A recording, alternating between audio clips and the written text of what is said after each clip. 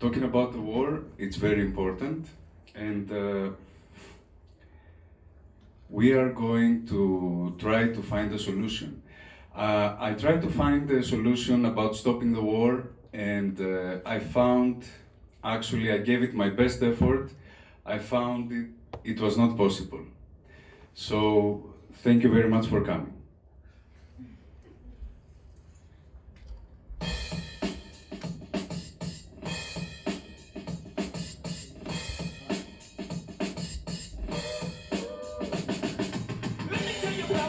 But I found a way to remove human suffering from war, okay? So we might not stop war, but we are able to remove human suffering from war. So that's something. Don't you think so? Okay, so we start with our presentation. We start first having only the old war process. The old war process was based in violence. It was only based in killing human beings. As we know, violence distorts everything, and it has been removed from every human activity. Direct violence does not exist anywhere else but in war. So we know that violence turns a beautiful thing ugly. If you put violence into making love, it becomes rape. If you put violence into friendship, it turns the two people into enemies. If you put violence into any human activity, it turns it into the exact opposite. So, what we're trying to do here is to change the last human activity where violence is allowed, and that is war. Before there was no alternative. We thought war, as ugly as it is, it's the only thing we have. But now there is. So we should shield ourselves from the old war process, because it is something that can really kill us. War can happen anywhere, anytime, and it destroys lives. Imagine, for example, the burning hand allegory. Imagine you enter a village where people, they have only one way to cook, and that is they have to burn their hands to have their food cooked, because that's the only thing they know. So you say, no, I know many other ways to remove human suffering from cooking. Now, at first, they will look at you and they will say, well, that seems a little bit strange. What are you saying exactly? That is our tradition. That is how we do things. So who are you to say that we can cook without burning our hands? And you can still tell them, well, I can show you how to cook with an oven, with a microwave, with 1,000 other ways that you both keep the initial goal of having your food cooked, but you remove human suffering from that process. That is what Warality is. I call this process Warality because I want to combine the element of having a reality show, because this new kind of war will be televised, so a reality plus war makes Warality. So now you have this new way of doing war where you keep the main characteristics of war, and like the struggle of two parties that they say, listen, we cannot agree. Okay? We cannot reach into a peaceful solution. We cannot divide things half-half. I want it all, you want it all. So we are going to war. That's fine. From the point you have war until the end of the war, you follow a process. Until now, that process meant human suffering, killing, torture, rape, destruction of the infrastructure of every society involved. It meant human misery. Now we can change that process. We can change that process into a process that saves millions of lives that are not being killed. It benefits instead of destroying the societies of the rivaling parties. There is no destruction, no explosion, nothing. It gives financial power to the United Nations organization, since not only it stops spending money for refugee camps and peacekeeping missions, but also makes money from each Newancient war by the rights of broadcasting and copyright in general. So right now, we can imagine Ban Ki-moon, when he hears about this theory, he will say, yes, that's what I was looking all of my life. I'm tired of dealing with human misery. Let's do something better. You have the war, and you have a clear end in the end, a clear winner in the end, but you don't have human suffering anymore. So, what human activity can that be? Well, thousands of them actually, as long as they satisfy the criteria below.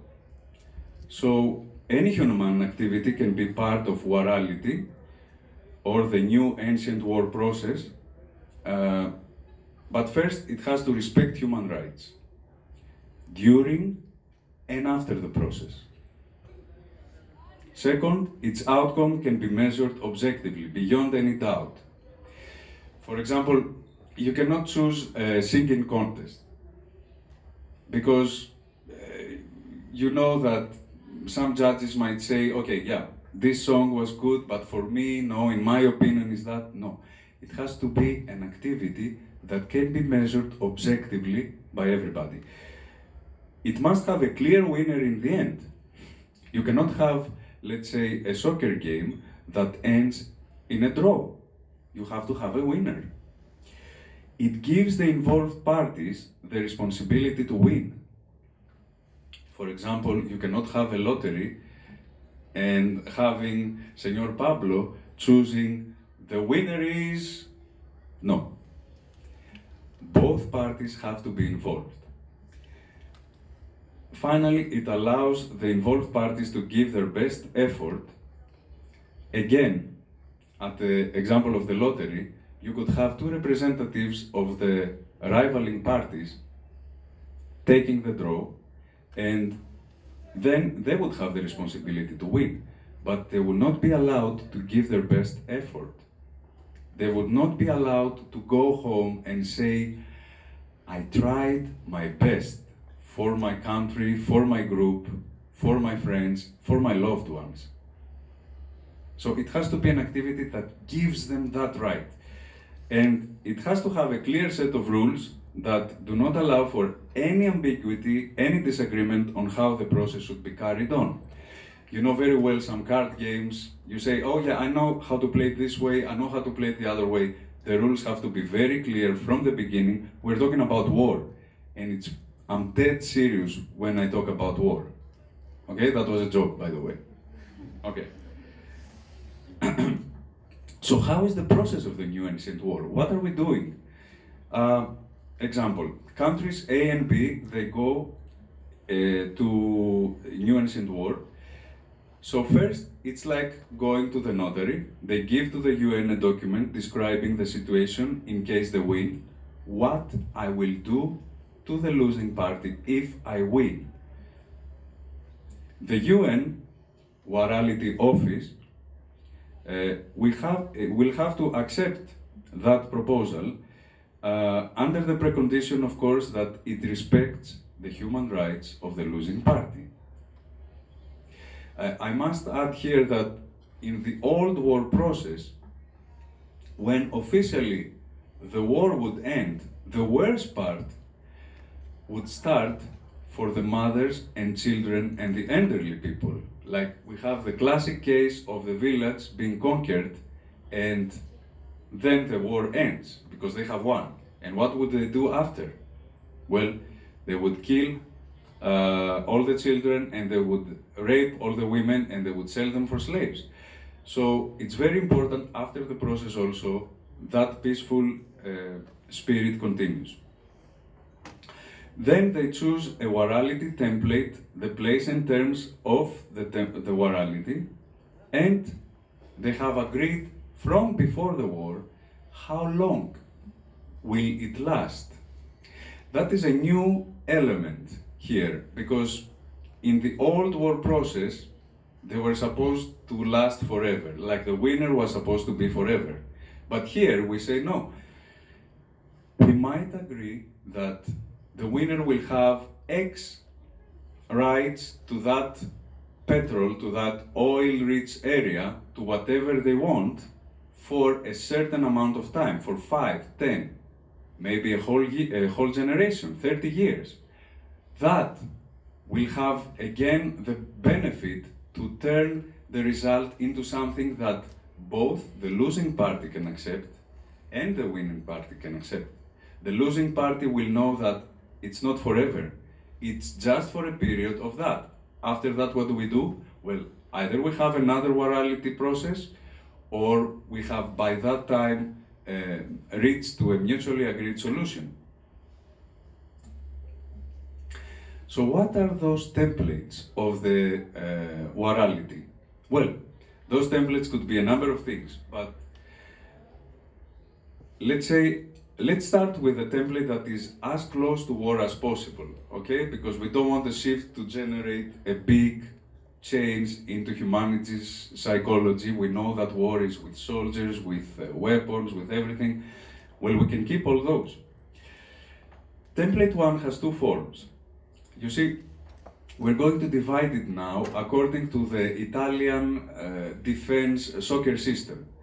When you're an Italian soccer player, they tell you you can let the player or the ball pass, but not both, okay? So either the ball will pass or the player, not both. Here we will apply this to template 1 and we'll say either violence will pass or humans, not both, not combined. So if violence goes through, then you can have a template where robotic armies can fight the war for you. Why not? I mean, we have this automation trend in our society. We have automated everything, especially jobs that are very difficult or hard for humans. Well, why are we missing the job that is killing humans? Automate war. Make huge robotic armies or small robotic armies, however they want, to fight and declare the winner. And the responsibility will lie to the humans directing the robots, so they will still have the responsibility to fight.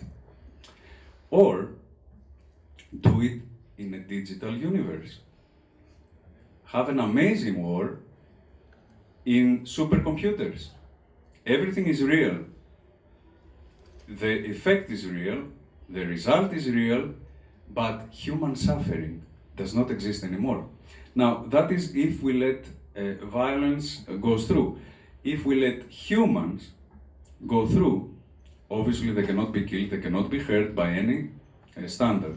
So they can have already what we have and we know as paintball. Again, huge armies, huge soldiers, they can fight as long as they want, as much as they want. We can have international referees because there will be no danger for that. The process will be televised. The winner and the loser clearly will be declared at the end. That's another suggestion that you can have. Or, for the arms industry, that I will talk about later, to make more money, you can have high-tech, new generation guns with laser beams or radio waves, and every soldier will have its jacket. So at the point where it is hit, it's not a real hit, but it counts, the army gathers points. So let's have this also. If we want to go a little bit further away, in a more, let's say, civilized way, then we can have sports revisited, template 2. That is based on sports. We always say that a sport was the reenactment of war. Well, why not have the sport as the war? Why not have a championship between the rivaling parties in the sport that they will decide that it will decide the outcome of the war? No human suffering, no victims, and let me tell you, many more spectators than World Cup 2014 or any World Cup, okay? Because the outcome will be real. The parties could agree to compete in a championship. The template 3, the ancient Greek paradigm. Now that is my favorite best. You see, back in ancient Greece, people were trained to exercise their bodies, their minds, and their hearts. Now they would exercise their bodies with martial art. So we can have one category that people fight with Aikido or other noble martial arts. Again, very carefully, points are gathered, and then for their heart, they can propose a contest where they, write original music, original poetry. We said that this might be a little bit objective, so this category will have lesser points. Or for their mind, they can play chess, they can solve puzzles, they can solve problems, problem solving. Anything that uses their mind, their objectivity. This will have the amazing advantage that everybody who wants to defend their country has to be trained in these categories. Therefore, it becomes a better person. Imagine a society where to be a warrior, you would have to be excellent in physical fitness, in a martial art, in chess, in being creative, in writing songs and poetry. For me, that would be a dream society, but we can make it come true. So what can we do to promote these things? We say that we can translate this work in the basic UN languages: Arabic, Russian, Spanish, French, Chinese. Another thing we can do is we can have a new ancient flame from Olympia, Greece, where the Olympic Games started initially, that would continue to be given from a state of one continent to a state of another continent, running continuously until we reach the Warality agreement. Because our purpose is every country to sign the Warality agreement. That says, from now on, if I have a war, I will do it the Newancient way, the Warality way. No more killing. Again, another thing we can have is organizing a Warality march every Sunday in different municipalities, culminating in a Warality concert at the National Stadium of Lima, then start the same process in a new country. Bit by bit, the idea is being diffused. So we are actually writing history right now, because this is the first presentation of the Warality theory. And I think humanity is ready. Humanity was ready a long time ago. We should have never had the old war process at the first place. Again, as voters, how can you press radically to change the situation? Well, you say to your favorite political party, I'm not going to vote for you unless you promise that at the first month of your governance, you vote for that. Very easy to do. So what are the arguments in favor of Warality? Let's stick a little bit to the theoretical / idealist part of the speech. The principle of reality is the pillar of Warality. What do I mean by the principle of reality? Now that's another part of the Warality, of the Newancient way, and a very basic part. It says humans and ideas have been living together for a long time. But what happened was that sometimes humans were using the ideas, and that is good. But sometimes ideas were using humans, and they were leading them to wars and to be killed and to be self-destructed, and that is not allowed anymore.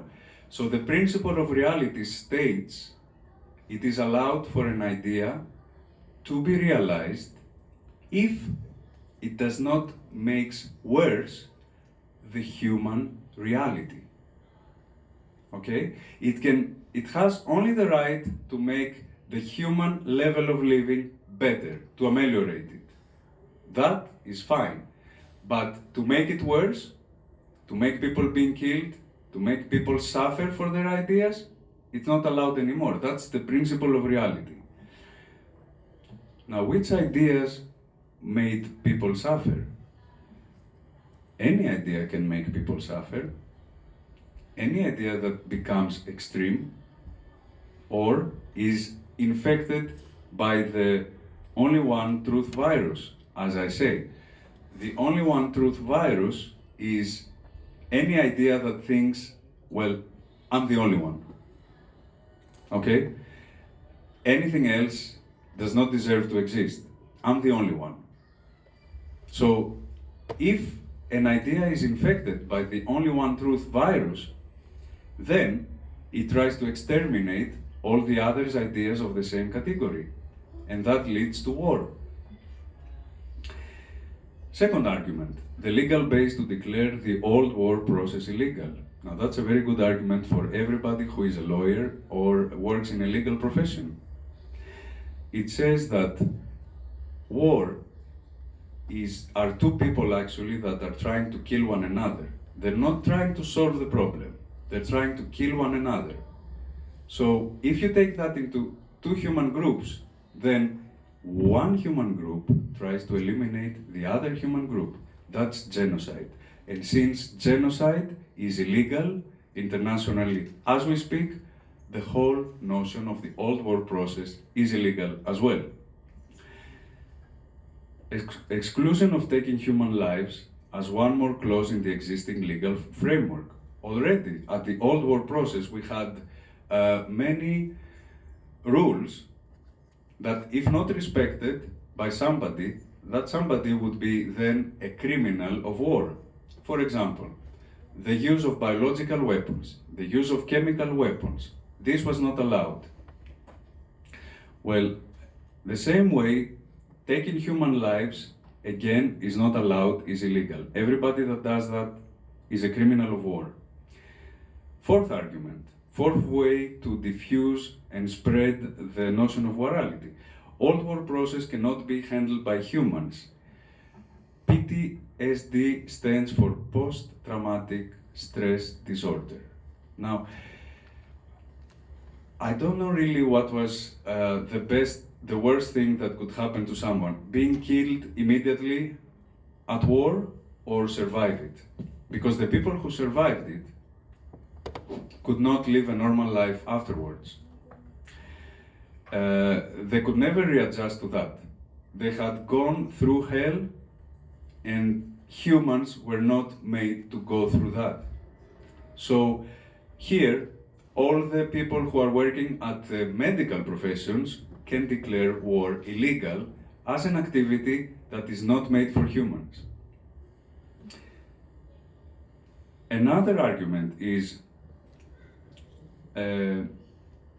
okay, survivors of war and able to adjust to society. Again, these people would come back from war and would become a burden to society. They had been exposed to a lifestyle that allowed them to kill, to show every negative aspect of the human character without any punishment at all. They would go back to society and they would cost a lot of time, energy, and pain doing the same things that they were doing during war.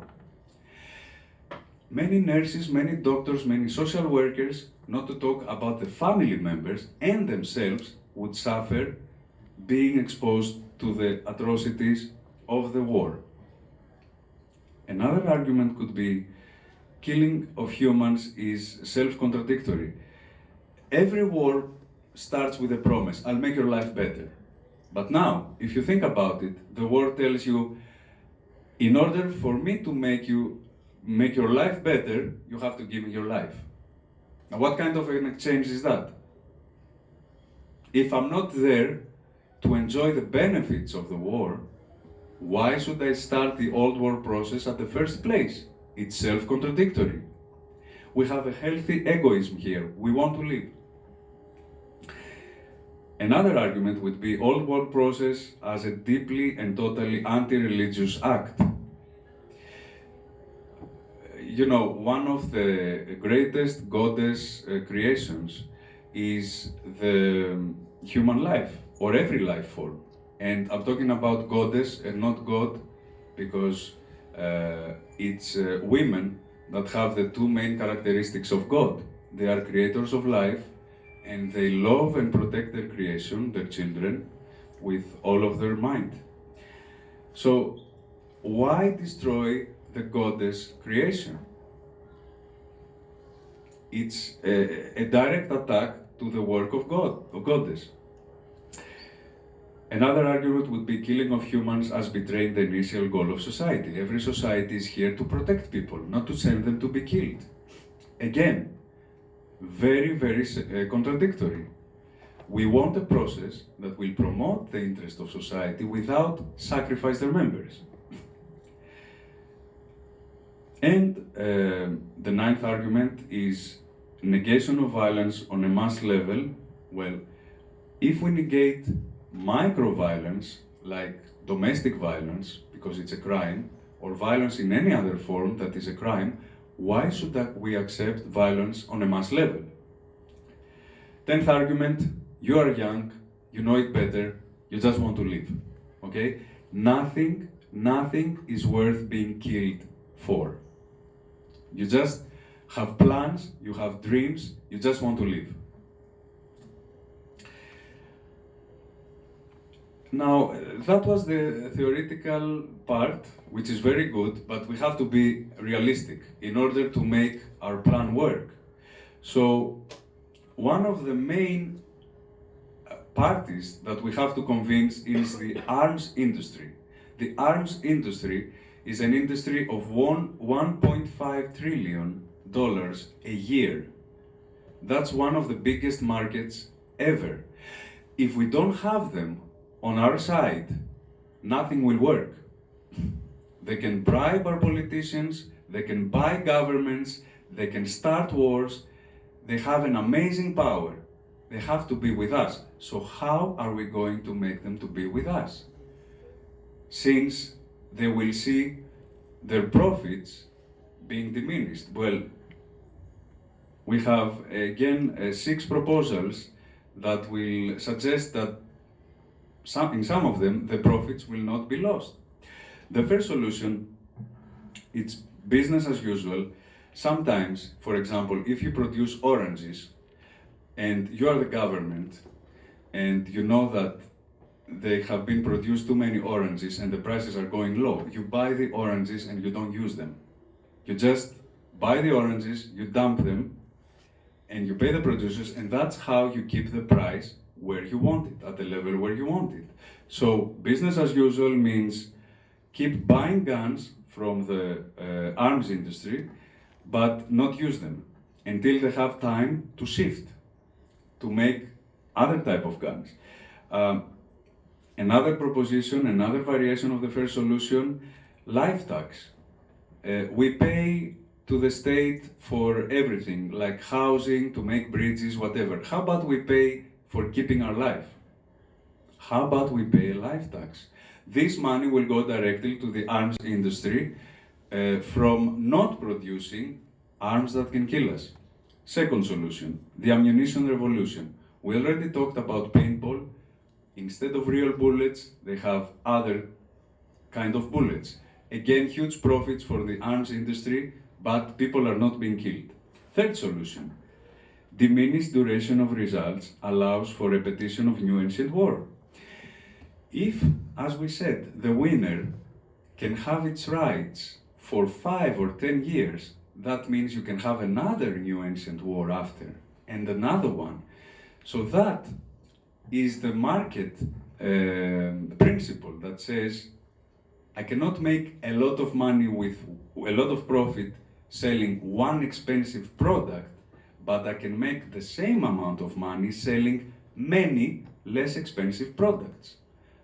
So the arms industry again will be selling guns, maybe with a less profit, but it will have more wars worldwide.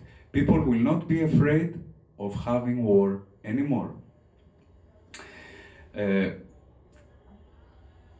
For solution shift of the arm industry, the 10 biggest arm industries in the world are from the USA and Europe. 6 of them have only a small portion producing arms. They are also into other things like space exploration. They produce engines for research and other domains. So if you have an enterprise like that, it's very easy to realize that, okay, arms do not work anymore.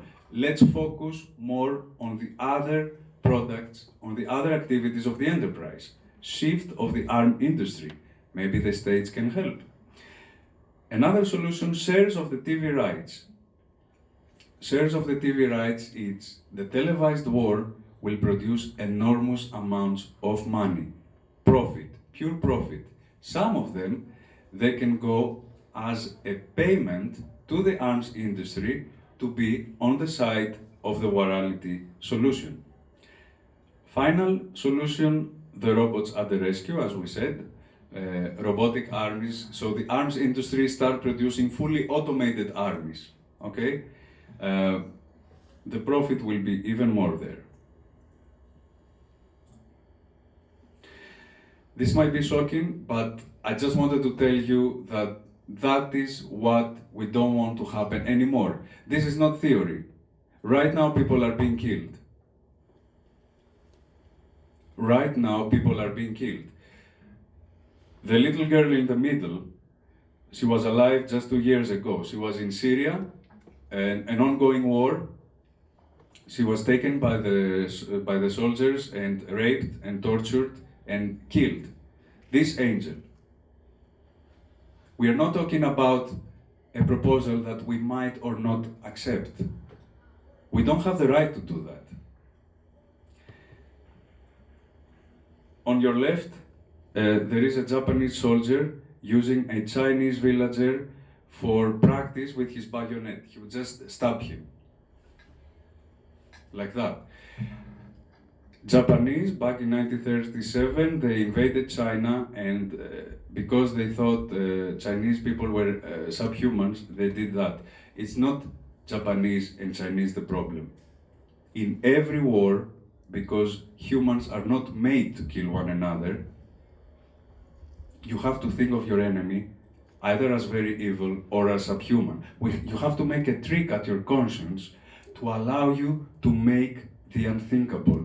Take a human life. There is a baby hanging at the top of the picture from a Japanese soldier, and a parent mourning for his son in a bomb attack. So, what are we going to do about all this? You have the power to stop it. One man cannot do anything. But all together, we have the power to do it. So, I don't know what you think, but I think you should be on the side of Warality. Okay? Thank you very much.